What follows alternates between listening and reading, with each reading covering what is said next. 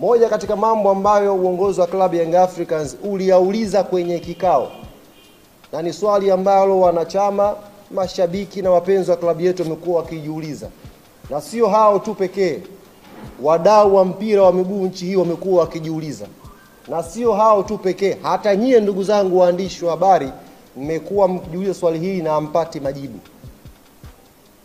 Swali gani? Ni kuhusu ripoti ya uchunguzi wa mechi ya Kariakoo Derby iliyopangwa kuchezwa Machi 8.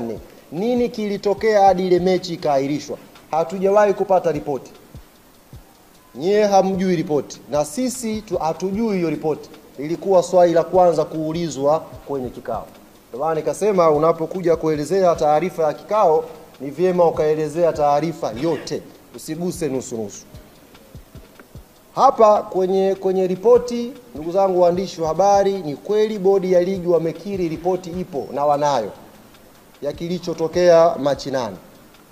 Na afisa mtendaji mkuu wa bodi ya ligi Almasi Kasongo akakiambia kikao, ripoti ile yako mambo ambayo yanawafanya washindwe kuisema public, ikiwemo kwa mujibu wake, ikiwemo katika ripoti hiyo inaonyesha yupo kiongozi mkubwa wa serikali ambaye ndani ya kikao walimtaja, alipiga simu geti la Benjamin Mkapa lisifunguliwe siku ya Machi 7.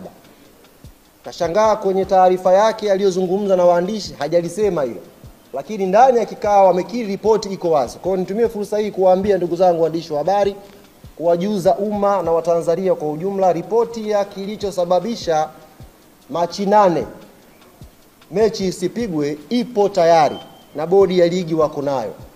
Hawajakuwa na utayari wa kuja kuisema kwa sababu zao, na moja ya sababu amesema afisa mtendaji mkuu wa bodi, yupo kiongozi mkubwa wa kiserikali ambaye alizuia geti la Benjamin Mkapa lisifunguliwe siku ya Machi 7. Kwa hiyo kwenye kikao chetu wenzetu wamekuja na mambo manne.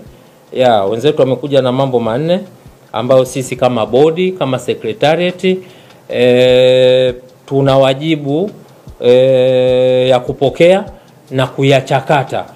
Sio kupokea tu, tunapokea na kuyachakata, na yale ambayo mnaona kwamba yako ndani ya skopu ya bodi ya ligi kuu kwa maana kuyafanyia maamuzi, basi tunayafanyia maamuzi. Kwa yale ambayo tutaona kwamba yako nje ya uwezo wetu, basi tutapeleka kwenye mamlaka husika ili yaweze kufanyiwa kazi na yafanyiwe maamuzi pia. Kwa hiyo kwenye mambo manne, jambo la kwanza ambalo tumepokea kutoka kwa wenzetu baada ya majadiliano marefu, azimio la kwanza ni kuvunjwa kwa kamati ya usimamizi na uendeshaji ya bodi ya ligi kuu. Sisi sote ni mashuhuda, kila baada ya mizunguko kuna kamati ambayo ipo kwa mujibu wa kanuni tulizojiwekea.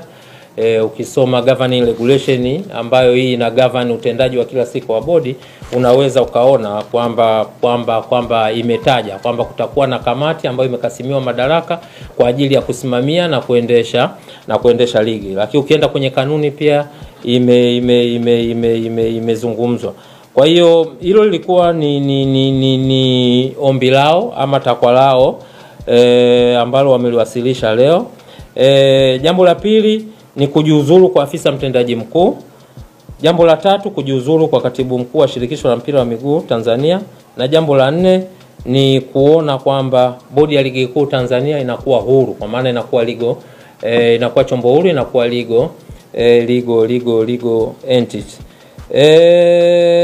Itoshe kusema kwamba secretariat pamoja na uongozi wa bodi ya ligi kuu Tanzania, kwa sababu kwenye kikao alikuwepo mwenyekiti wa bodi, alikuwepo makamu mwenyekiti wa bodi, alikuwepo mjumbe wa management committee ambayo imekasimiwa madaraka na mkutano mkuu kuweza kusimamia utendaji wa kila siku wa bodi ya ligi kuu.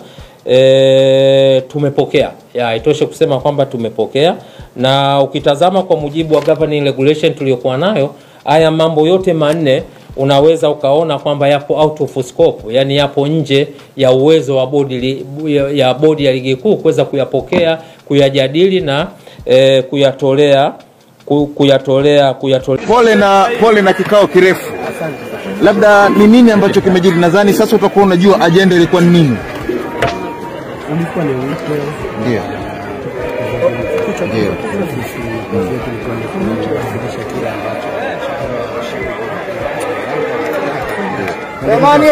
Asanteni sana. Hakuna cha ziada zaidi. Labda ni mchezo namba 184 tumekuja kuwasilisha yale ambayo wanayanga. Asante sana. Kwamba hamtacheza mechi. Hatujawahi kusema kama tunacheza. Hamjawahi kusema kwamba mtacheza hii mechi.